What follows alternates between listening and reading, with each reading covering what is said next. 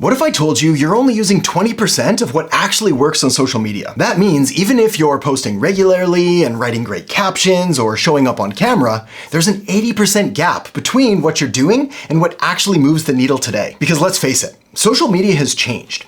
Algorithms, attention spans, and expectations are all shifting. And unless you know how to show up and what to say, you'll keep getting ignored while other businesses quietly blow up around you. After a decade of creating content for global brands and top creators, I've found there are just 5 types of content that consistently cut through the noise. And these types of content don't just get views, they build trust, generate sales, and turn followers into loyal fans. So in this video, I'm gonna walk you through exactly what those 5 types are, how they work, why they matter, and how to use them to finally make your content work for you, not only right now, but also well into the future. So let's dive in.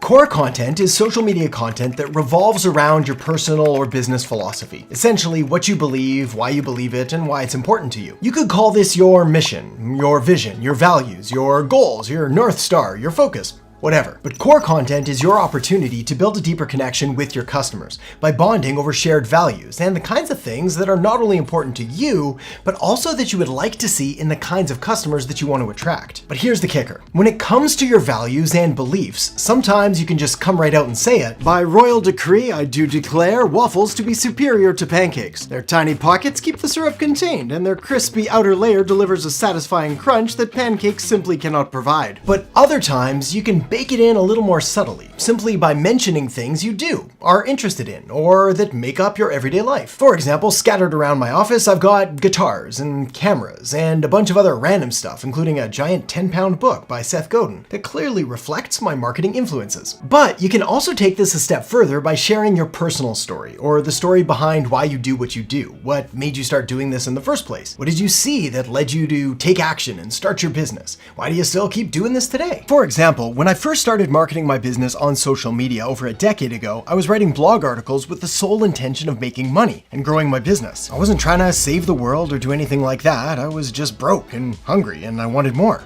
So I got to work. But over time, those blog articles evolved into social media posts, then podcasts, then videos, and then to courses and programs, and all kinds of other content that I'd like to believe is at least a little bit helpful to anyone that comes across it. But it started simple, and it's a powerful reminder of what's possible, and how if I can do it, then you can do it too. Anyway, now some good news, and a bit of a side note here, as I don't want you to feel like everything you do or talk about or share on social media needs to be deeply emotional or completely profound. Simply sharing insights or giving a look behind the scenes or a quick update on the endless river of stuff that's happening to you every single day is more than enough to create a connection, and also ensures that you'll pretty much never run out of things to talk about. The fact is that stories are what connect us, even stories about the mundane and everyday things that happen in real life. So think of any movies or TV shows that you've recently watched, any conversations you've had with friends, or any books, articles, or blog posts that you've read. Because all of these are going to provide the raw materials that, when filtered and processed through your unique point of view and experiences,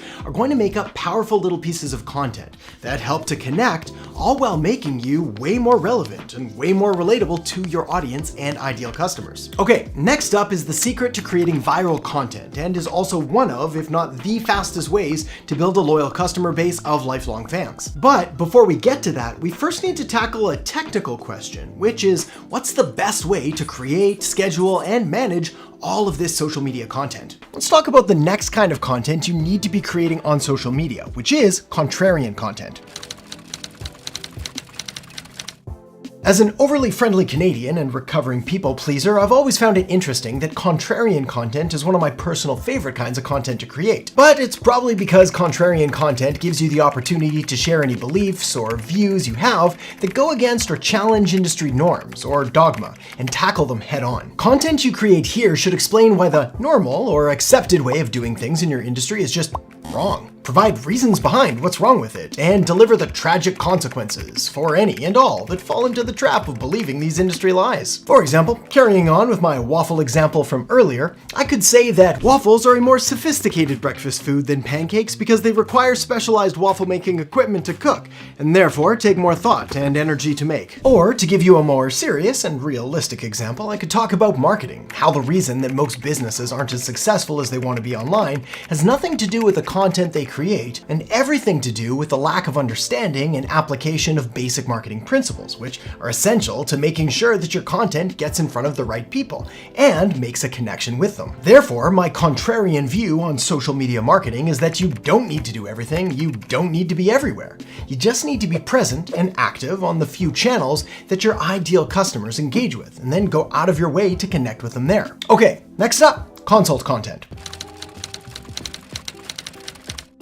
Consult content, also commonly referred to as how-to content, is all about providing value to your audience by helping them to do or accomplish something by showing them the right steps to take. Consult content is the hardest to technically make because it requires really knowing your stuff well enough to teach it to someone. But, at least in my experience, this kind of content can also be the easiest to make emotionally because it allows you to hide behind your content and make the facts and the figures and the teaching the main star of the show, rather than you and your personality. In other words, this kind of content allows you to just say what you have to say and then move on. I know this because this is what I did for years. How to. Hard teaching, here's the facts kind of stuff. And while it worked pretty good, it was only when I started incorporating more of my unique personality and allowing more of my human side to show that my social media channels really started to grow. So yes, consult content is important and can help establish you as an expert and authority in your industry. Not to mention, you actually get to help a whole lot of people who are looking for information on how to do something or achieve a certain kind of result. But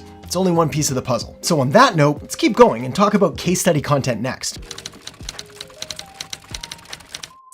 Case study content is client or customer stories, testimonials, case studies, or interviews. This is your chance to showcase how your business has helped others, and it's important because it allows your work to speak for itself by showing what you've done, or more accurately, by allowing others to show how what you've done has helped them. And when you use customer testimonials or case studies or stories from your audience, it allows your message and what you're saying to be perceived as more trustworthy and more realistic and more believable. Because it's not just you saying how great you are, it's other people standing up and speaking out for you on your behalf. As far as what kind of content falls under case study content, and pretty much anything goes here. I mean, if you're a fitness coach, you could share before and after transformation photos, with your client's permission, of course. If you're a business consultant, you could create a case study on how you helped a certain business grow their profits by 200% over a 90-day period. If you've got a dog walking business, you could post a video testimonial from a customer thanking you for your dedication and commitment to looking after their dog while they were away. All of it is helpful, and all of it is good to highlight the fact that you're someone that other people trust too. Okay, next up is where you turn your content into cash with conversion content. When it comes to creating content, most businesses fall squarely into one of two different camps. The first is the all selling all the time camp. This is where every post and every message, and every tweet or story or carousel is screaming at people to buy my stuff now. Do it. The other camp is the all value all the time camp. They provide helpful tips and tricks, and they post stories and tutorials and guides and do their best to deliver as much value as possible, but never actually tell anyone they have something to sell that could actually help them. Now, clearly neither of these two approaches is best, and the secret to success lies somewhere in the middle. And this is what makes this whole strategy that I'm outlining for you here today so effective, giving you a solid mix of content to create and share that allows you to build trust and create connections and make sales. And it's the make sales part where conversion content really shines. This is because conversion content is where you create content designed specifically to get someone to take an action. Any action really, but typically this is going to be something like asking them to make a purchase or some kind of sale. But again, it could also be to sign up for an email list or newsletter or request more information, or even to pick up the phone and just give you a call. Essentially, anything that makes a request that asks someone to do something is conversion content. And contrary to popular belief, sometimes it does hurt to ask, especially if you ask at the wrong time, which is why we're talking about conversion content last rather than first. But there's something else you can do as well, which will make everything you create 15 to 20 times more effective. And that is to use just a few simple but incredibly effective psychological marketing techniques. So to show you what those are, as well as exactly how to use them, I've linked up a video right here that's gonna walk you step by step through the most powerful and profitable marketing psychology hacks available today. So make sure to tap or click that now, and I'll see you in there in just a second.